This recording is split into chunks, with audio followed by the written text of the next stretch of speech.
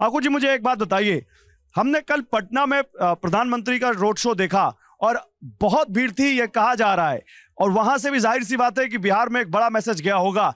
आज आपको लगता है जो 10 लाख का टारगेट है, अगर वो पूरा होता है और वो भव्य तस्वीर दिखती है, तो उसका और क्या मैसेज जाता हुआ दिखेगा आपको जो बची हुई सीटें उनके लिए?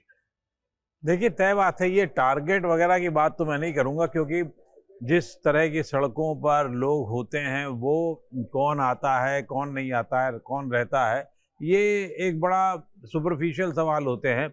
लेकिन अगर भीड़ है और अगर उसमें उत्साह है, तो वो उत्साह मल्टीप्लाई होता है। वो उत्साह जो है उसकी कॉलोनी में पहुंचता है, वो उत्साह उसके अपार्टमेंट में पहुंचता है, वो उत्साह उसके घर के गलियों में पहुंचता है, और वही उत्साह मल्टीप्लाई होकर के बहुत सारी बात करता है। बनारस को लेके कोई शक होना नहीं चाहिए।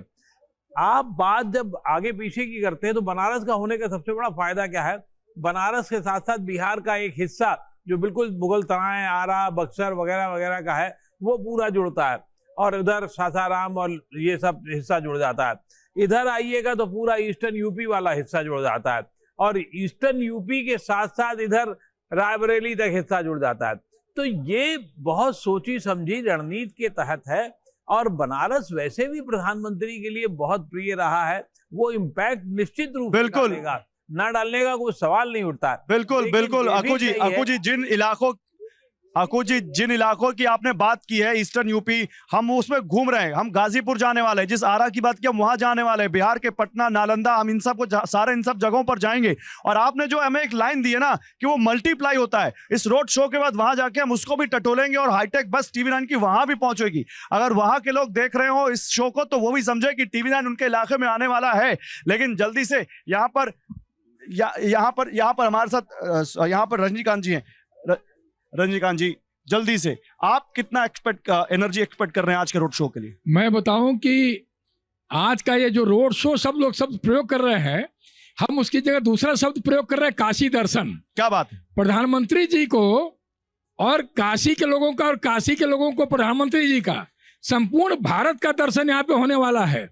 वो चाहे सुनारपुरा हो, मदनपुरा हो, बंगाली टोला हो, या और भी कितने इलाके हैं, यहाँ पे काशी में रहने वाले 100 अलग अलग स्थानों के लोग, यहाँ तक कि विदेश के रहने वाले लोग अपनी परंपरागत वेशभूषा के अंदर में प्रधानमंत्री जी का अभिनंदन करेंगे, ठीक है, स्वागत करेंगे, वंदन करेंगे। आपने बड़ी बात कही है, आपने बड़ी बात कही है।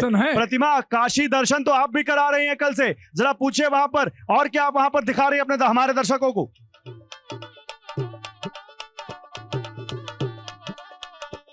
तो बनारस में हम मौजूद हैं, शहनाई की धुन यहाँ पर सुनाई दे रही है, और जब शहनाई बनारस में सुनाई देती है तो शहनाई के शहंशाह उस्ताद बिस्मिल्लाह खां याद आते हैं। और यहाँ पर देखिए जो धुन है उससे मंत्रमुग्ध हो जाए कोई भी। मानेंगे आप, शहनाई की ये धुन बहुत मंत्रमुग्ध कर देती है। हाँ, ये चैता एक विधान है गाने का, जो लोकल में आता है।